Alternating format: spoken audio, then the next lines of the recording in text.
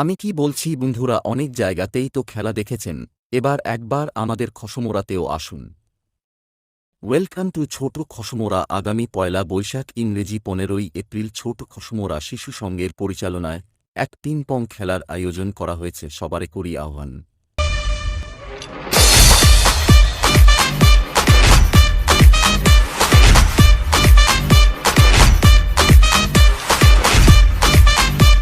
এবং খেলার সাথে সাথে আপনাদের আনন্দ দিতে ও সবাইকে নাচাতে আসছে মধ্যকুল থেকে নিউ নিশিকা ডান্স গ্রুপ।